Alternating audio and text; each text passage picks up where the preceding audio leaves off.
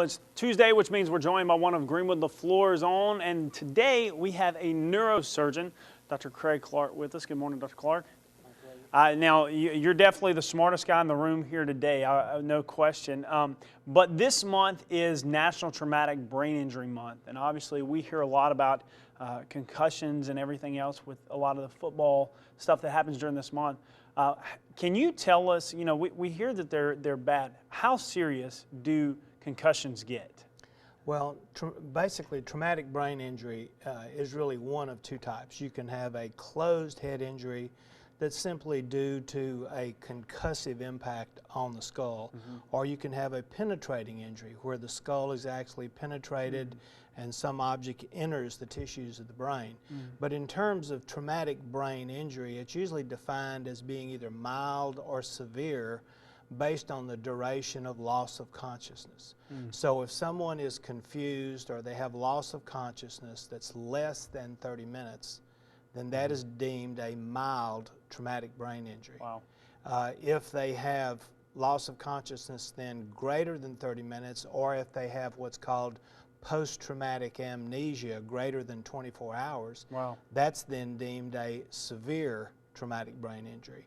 But clearly the incidence of injuries, it's a severe public health problem, because at any one time in the United States there are about 5.3 million people who are suffering from some level of disability due to a traumatic brain injury. Wow. We hear about it in this day and age so much because of how popular the NFL is and football is. I mean, and especially during this season, I mean, you've got high school players and junior high players playing football, taking those hits. That's not the only place you're going to get a concussion though, right? Right. Well, still the greatest or most common cause is automobile accidents.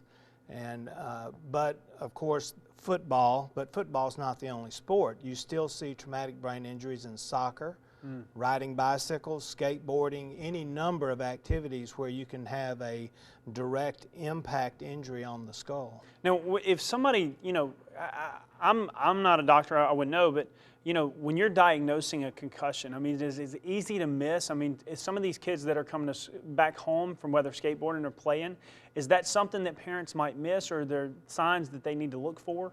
Well, it's not only easy for parents to miss, it's easy for doctors to miss. Many times the findings are very, very subtle. You don't have to be knocked out for 30 minutes and be in a comatose state or a coma to have a significant brain injury. And many times the subtleties only surface after some period of time. And it can be things as subtle as a young person's change in grades, difficulty thinking or concentrating, difficulty with memory, mood swings, all those kind of things. And certainly many things that a lot of parents associate with adolescence anyway. Right. So it can be a very complicated and difficult situation making a diagnosis. Now, one last question this morning. When somebody has suffered a concussion, does recovery, I mean, when you have recovery and whatnot, is that a full recovery, or is there things they'll still face as an uphill battle? Or, is somebody that has one of these have a chance to, hey, make a full comeback and no problems, just needs to be safe in the future? Well, the big thing about prevention is when you have one concussion, you're predisposed to a second concussion. So there needs to be as complete recovery as possible before being re-exposed to any hazards. And that's why you see all the new things in the news about a certain player has had a concussive injury, so he's out for a week, or he's out until he's cleared by the team doctor and so forth. Because if someone is still having the sequela or the after effects of a concussive injury and they're exposed to yet another concussion, the risk of permanent problems goes way up. Now, if somebody feels like they may have suffered a concussion or, has, the effects, what do they need to do right now?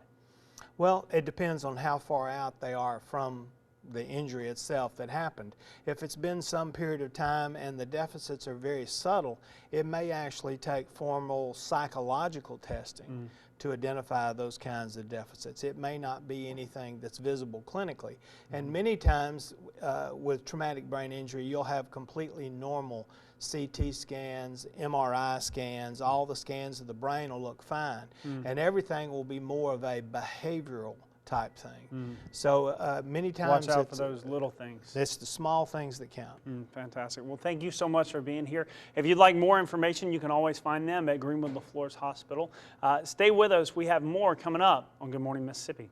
This Health Matters segment is brought to you by Greenwood LaFleur Hospital.